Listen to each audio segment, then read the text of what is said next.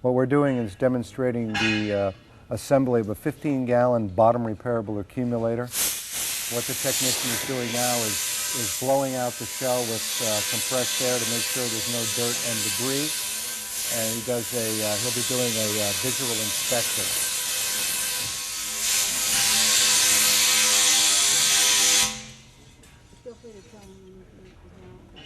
And now the technician will be examining the inside of the shell with a flashlight to make sure that he's got everything visually clean.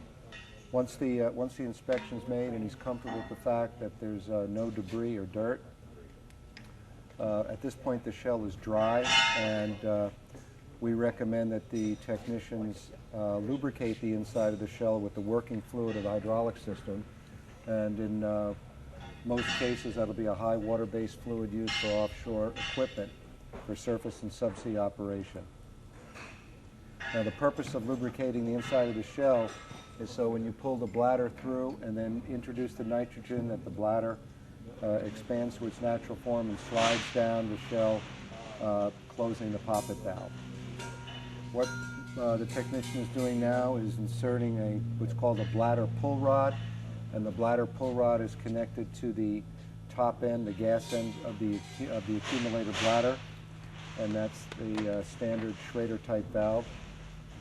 And we're now going to insert the bladder kit, 3,000 psi bladder kit, into the accumulator. He's attaching the pull rod hand tight onto the gas valve, and we're now folding the bladder longitudinally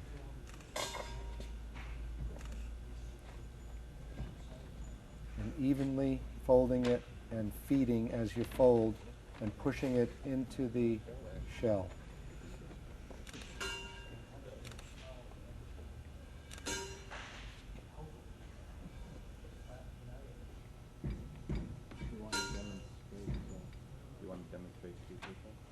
No, this is on. And now with the pull rod, he's pulling the bladder all the way through until the stem is pulled through on the end. And then there's what we call the hex jam nut. That's a 7/8 14 diameter nut, and it's going to be hand tightened. It's important not to tighten it with a wrench at this point. It's hand tighten only. And then remove the pull rod. The pull rod comes in 4 sections, and it's designed to accommodate accumulators from 1 gallon up to 15 gallon, 3,000 or 6,000 psi.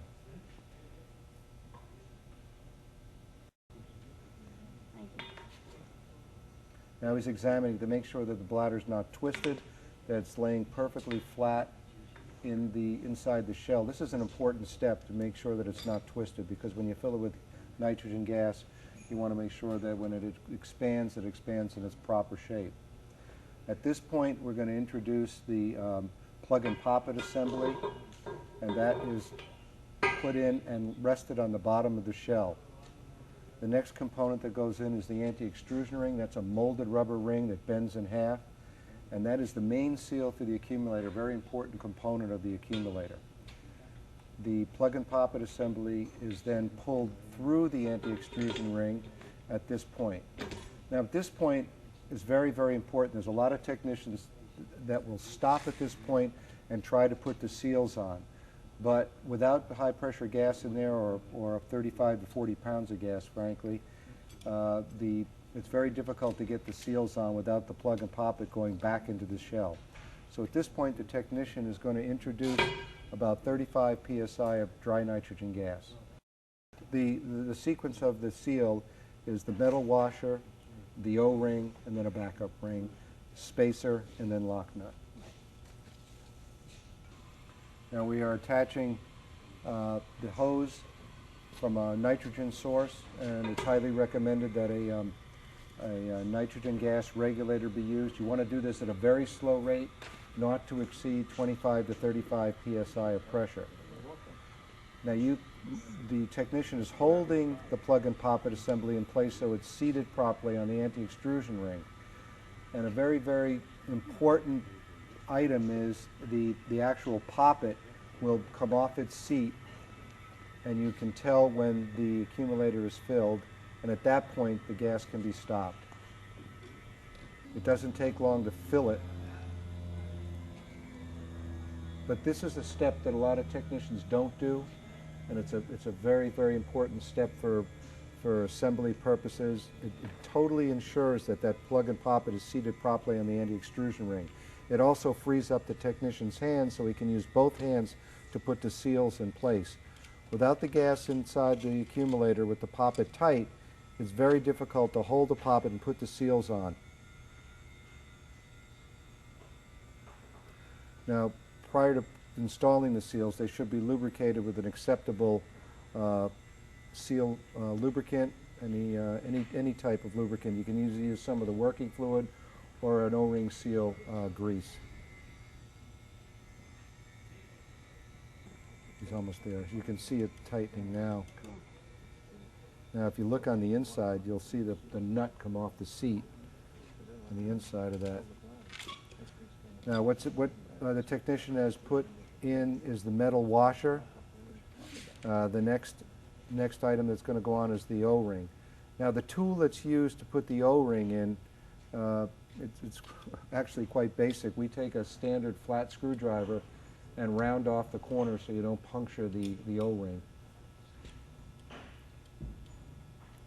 And you press the O-ring in symmetrically 90 degrees, then 180 degrees, and then you start putting it in all sides. You want to make sure that the O-ring is all the way in the groove. Now Mark, the technician, is putting on what's called the backup ring, and that ring has two surfaces. It has a flat surface and a concave surface. You want to make sure that the concave surface is seated against the O-ring, and you put the backup ring on in the same technique that you do the O-ring, very carefully. Now, even though if you look at the O-ring, if your technician looks at the O-ring and you might see it wavy or you might see the backup ring a little wavy, as long as it's in the groove, when you put the spacer and lock nut on, that will tighten it up and flatten everything out properly.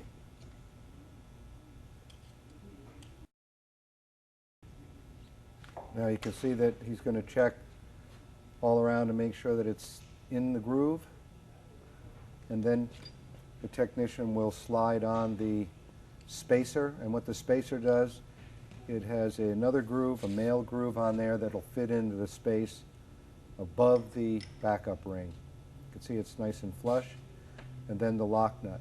Now the lock nut has 4 slots on it, and it's very important that the technician not use a large screwdriver and a hammer to tighten this, but the proper tool, that being what's called a spanner wrench. And he'll hand tighten it, and here's another advantage of putting the gas in. At this point, if the technician stops for a minute, he will note that the oil port is not moving. It's tight because there's gas in holding it in place. A couple of taps until the metal seat is tight, and that is a finished assembly at the bottom. Now the technician will go back to the gas side of the bladder kit, and he's spraying a little of solution in there to make sure that the valve is not leaking. If there's any bubbles that come up, we know we have a leak, and you have to stop at that point and re-examine it. Technician is going to dry the gas valve, removing any excess water or liquid. Put the valve cap on with 2 wrenches. One open-end wrench will fit on the valve stem flat while tightening the hex jam nut. Very important not to twist the stem inside the accumulator or you'll tear the bladder. Hand tight. Now you can put on the protective cap and the yellow safety cap. Now the accumulator is fully assembled and ready for the proper nitrogen gas pre-charge, depending on the system circuit and pre-charge requirements.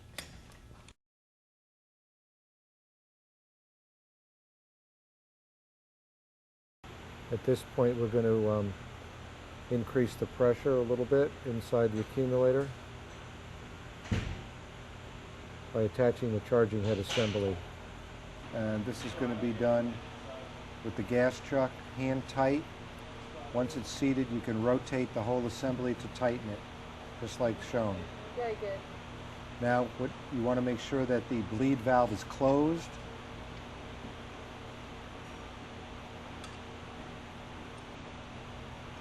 Is that the bleed valve? That's the bleed valve, the gas brass piece in the end, by turning it clockwise to make sure the bleed valve is closed. Now we will attach the swivel connector to the tank valve. That's a knurled knob, once again, hand tight by twisting the assembly. Now you want to turn the air chuck clockwise, the T-handle, be pressing the valve core, and now nitrogen gas is introduced into the accumulator, brought up to the proper level recommended by NOV schematics. Now at this point, you can continue to increase the precharge to whatever the hydraulic schematic says, which is normally 1,000 to 1,200 to 1,400 psi depending on the circuit. So at this point you'll be very slowly, at 100 psi at a time, very slowly precharging the bladder accumulator to the set point. This is a very important step, not to go too fast. If you go too fast, the gas going through that small hole in the gas valve will shoot very cold nitrogen to the bottom of the bladder, and you can damage the bladder. So it's got to be done at 100 psi increments. Now that 100 psi increments can be controlled. It's normally controlled at the gas regulator, or if a regulator is not being used, it would be controlled at the main valve on the nitrogen source. You turn it on, you bleed up 100 pounds, and you turn it off. Then you bleed to 200 pounds, and then turn it off, and so on until you get to the desired set point. Should he be trying to bleed it or bleed it? Well, you'd have somebody else. You have to have two people do this actually, or the nitrogen's got to be right there. Now at this point, we're going to have shut off the nitrogen at the source. Open the T-handle counterclockwise, thus shutting off the gas supply to the accumulator. Opening up the bleed valve, which will bleed the gas from the gas source into the hose. Just let it bleed for a second. And put it back and close it down. Now it could be tight, and the settling takes a few seconds for that to happen. Now we're going to remove the swivel connector.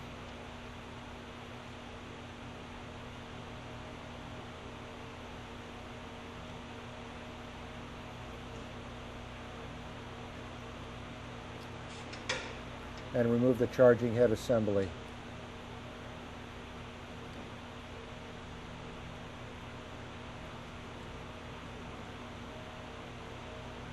At this point, we're going to check for leaks by using the spray fluid or detection fluid for bubbles. And then wipe that. If there's no bubbles, put the valve cap on. Then we're going to tighten the hex jam nut with 2 wrenches, ensuring not to twist the stem.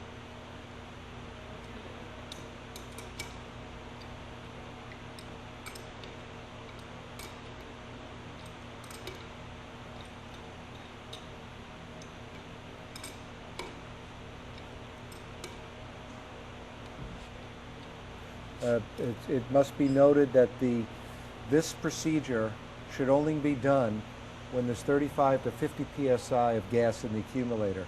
That procedure should not be done when there is any more than that pressure in there. And when you're done, just walk out.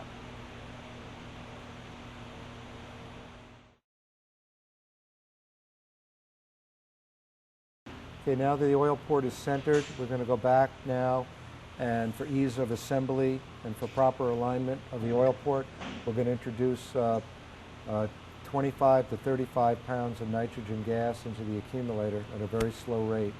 Now attaching the gas chuck, and the hand tight is all that's necessary, maybe a little tight with a wrench because it's got a very soft seat. Right now we're attaching the 70-degree swivel connector. It's got a knurled knob. It only needs to be hand tight.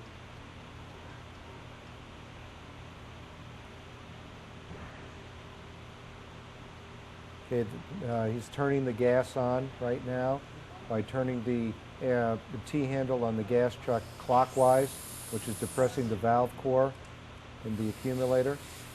Make sure that the bleed valve below the opposite, 180 degrees opposite the gauge, is shut off. Now we're slowly filling the accumulator with nitrogen gas. The technician will now walk to the other end, and by this time the poppet should be out by examining the nut. Make sure it's tight. That's tight now. We're now putting on the seals.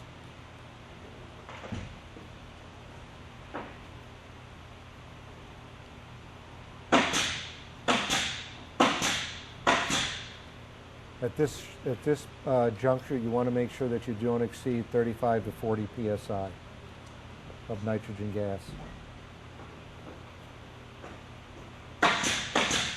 Putting the backup ring on, paying attention that the concave is hugged up against the O-ring.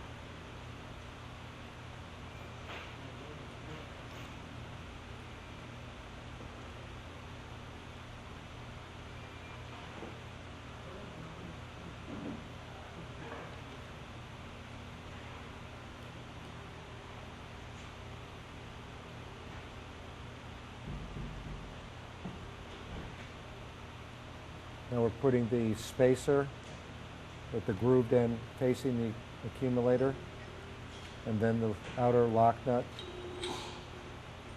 which will be tightened with the spanner wrench.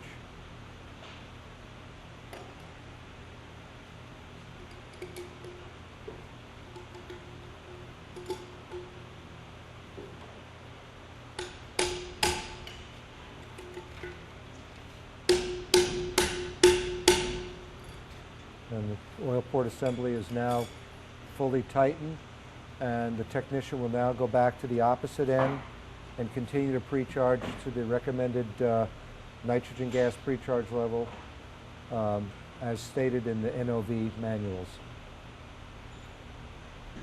That's it.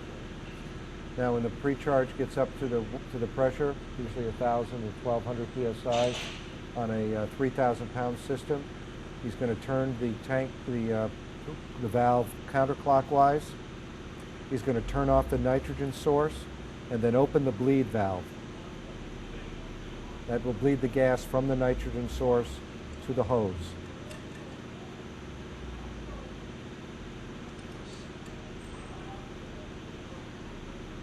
Now at this juncture there is no gas in the hose.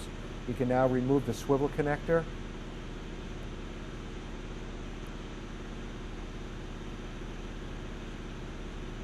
Followed by the charging head assembly.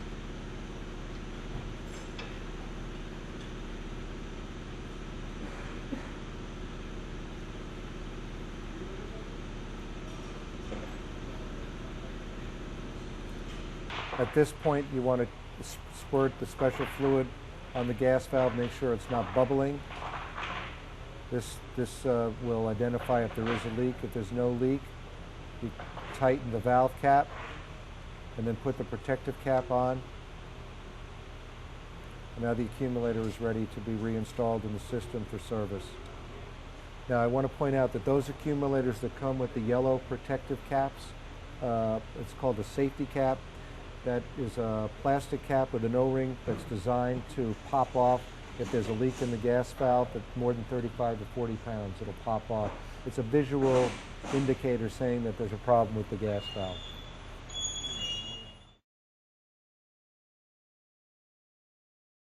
Gas source has now been shut off after properly pre-charging the accumulator. We're going to turn the air chuck T-handle counterclockwise, and we're going to open the bleed valve to let the gas out of the hose between the gas source and the charging head assembly. Only takes a few seconds. Just leave it, okay, and go. Retightening the bleed valve. And now removing the swivel connector, followed by the removal of the charging head assembly.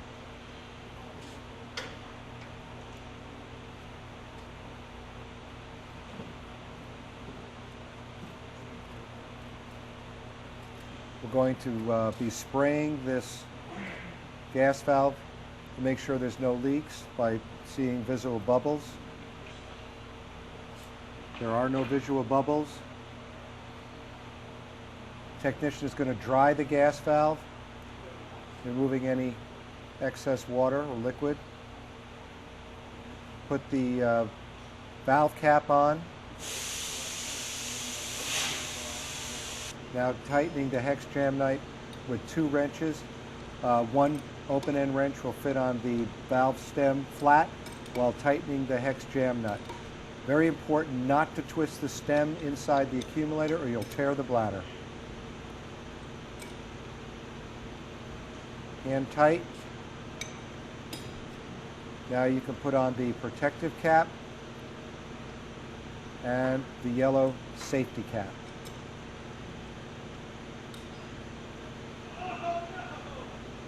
And walk out.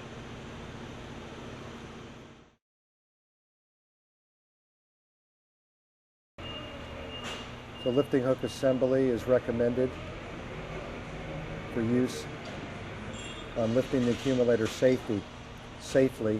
The advantage of this is that it has a swivel motion, a full 360-degree swivel, a 90 and 180-degree swivel, and it takes the pressure off the stem when lifting it with a forklift chain or overhead crane assembly. Just bring it down to the bottom and let it hang.